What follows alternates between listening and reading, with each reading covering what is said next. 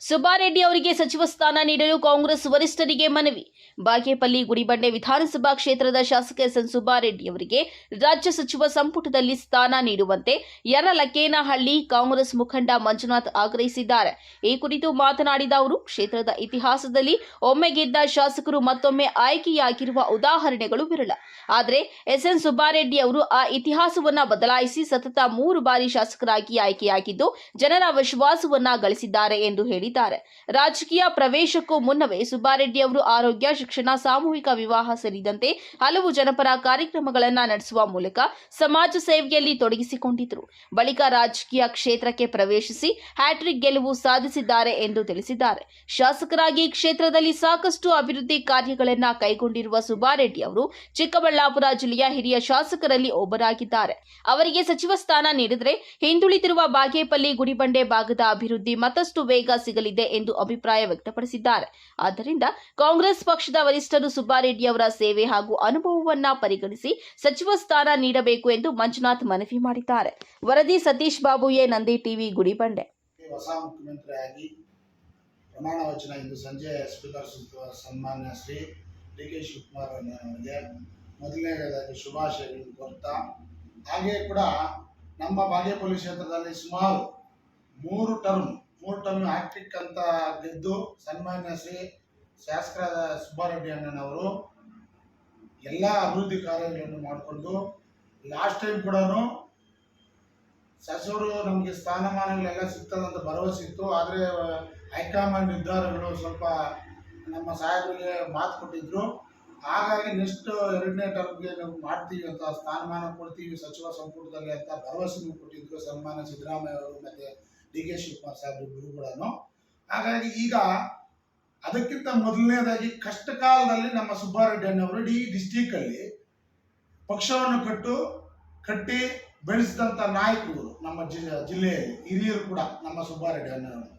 ಹಂಗಾಗಿ ಈ ಸರಿ ಬಾಗೇಪಲ್ಲಿ ಏನು ಅಭಿವೃದ್ಧಿ ಆಗಿದೆ ಅಂದರೆ ಜನಗಳೇ ಗೊತ್ತಾಗ್ತದೆ. ಈಗ ಸುಮಾರು 3 ಟರ್ಮಿಂದನೂ ಯಾವುದೇ ಒಂದು ಸಣ್ಣ ಕಾರ್ಯಕ್ರಮ ಆದರೂ ಕೂಡ ಶಾಸಕರು ಬಂದು ಹಾಜರಾಗಿ ಜನಗಳ ಸಂಪರ್ಕದಲ್ಲಿದ್ದು ಮಾದರಿಯಾಗಿ ಡಿಸ್ಟಿಕಲ್ಲಿ ಹೊರಹೊಮ್ಮಿಂಚಂತ ನಾಯಕರಾಗಿದ್ದಾರೆ ನಮ್ಮ ಸುಬ್ಬಾರೆಡ್ಡಿ ಅವರು. ಹಂಗಾಗಿ ಸ್ಥಾನಮಾನ ಕೊಡೋದು ಹೆಂಗಂದ್ರೆ ಅವರೇ ಕೊಡಬೇಕಾಗಿತ್ತು. ಹೈಕಮಾಂಡ್ ಫಸ್ಟ್ನೇ ಲಿಸ್ಟಲ್ಲಿ ಕೊಡಬೇಕಾಗಿತ್ತು. ಆದರೆ 2ನೇ ಲಿಸ್ಟಲ್ಲಿ ಕೊಡ್ತೀವಿ ಅಂತ ಭರವಸೆ ಕೂಡ ನೀಡ್ತಾ ಇದ್ದಾರೆ. ನಮ್ಗೆ ಒತ್ತಾಯ ಇಷ್ಟೇ, ಫಸ್ಟೇ ಲಿಸ್ಟ್ ಯಾಕೆ ನಮ್ಮ ಸಾಹೇಬರಿಗೆ ಮಾಡಬಾರ್ದು ಅಂತ ನಮ್ಗೊಂದು ಕ್ವಶನ್ ಇತ್ತು. ಹಾಗಾಗಿ ಹೈಕಮಾಂಡ್ ನಿರ್ಧಾರಕ್ಕೆ ನಾವೆಲ್ಲ ಬದ್ಧರಾಗಿರ್ತೀವಿ.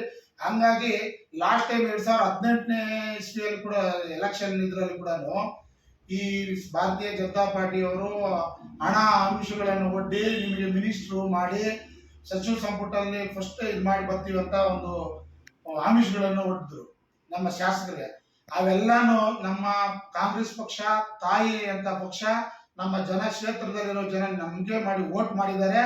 ಅವ್ರು ಎಲ್ಲರೂ ಕೂಡ ನಾನು ಒಂದು ಒಳ್ಳೆ ರೀತಿ ನಾನು ಒಂದು ಇದು ಕೊಡಬೇಕು ಅಂತ ಉದ್ದೇಶದಿಂದ ನಾನು ಆ ಥರ ಯಾವುದಕ್ಕೂ ಬಗ್ಗದೆ ಕಾಂಗ್ರೆಸ್ ಪಕ್ಷವನ್ನೇ ನಂಬಿಕೊಂಡು ಇವಾಗ ಮುಂದುವರಿಸಿದ ಒಳ್ಳೆ ಹಿರಿಯ ನಾಯಕರಾಗಿರುವ ಕಾರಣದಿಂದ ನಮ್ಮ ಶಾಸಕರು ಸುಬ್ಬಾರೆಡ್ಡಿ ಅಣ್ಣವರಿಗೆ ಈ ಸತಿ ಮತ್ತೆ 2018ನೇ ಚುನಾವಣೆ ಬಂದಾಗ ಆಪರೇಷನ್ ಕಮಲ ಒಂದು ಇದು ಮಾಡಿದ್ರು ಬಿಜೆಪಿ ಸರ್ಕಾರ.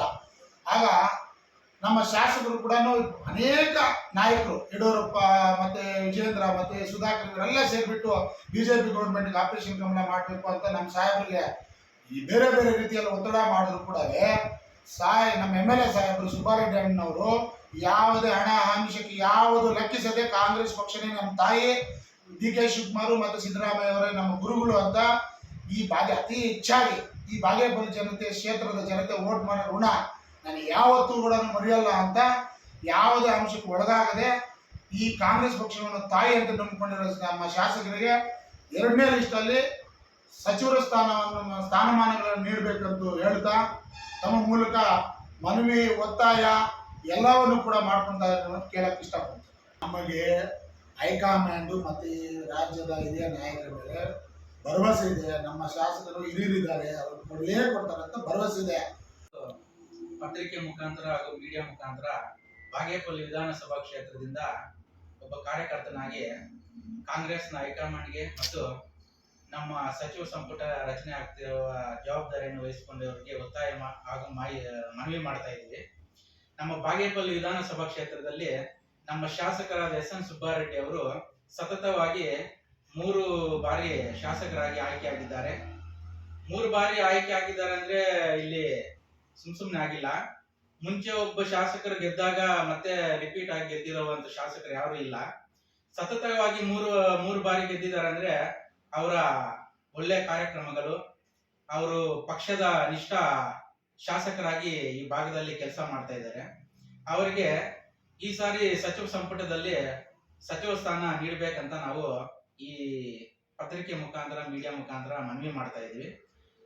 ಸಿಗುತ್ತೆ ಅಂತ ನಮ್ಗೆ ನಂಬಿಕೆ ಇದೆ. ಸಚಿವ ಸಂಪುಟದಲ್ಲಿ ಸ್ಥಾನ ಕೊಡ್ತೀವಿ ಅಂತ ಆಶ್ವಾಸನೆ ಕೊಟ್ಟಿದ್ದಾರೆ. ಆ ಮಾತನ್ನ ನಮ್ಮ ಕಾಂಗ್ರೆಸ್ ಪಕ್ಷದ ಹಿರಿಯರು ಉಳಿಸ್ಕೋಬೇಕು ಅಂತ ನಾವು ಈ ಪತ್ರಿಕೆ ಮುಖಾಂತರ ಮನವಿ ಮಾಡ್ತಾ ಇದ್ದೀವಿ.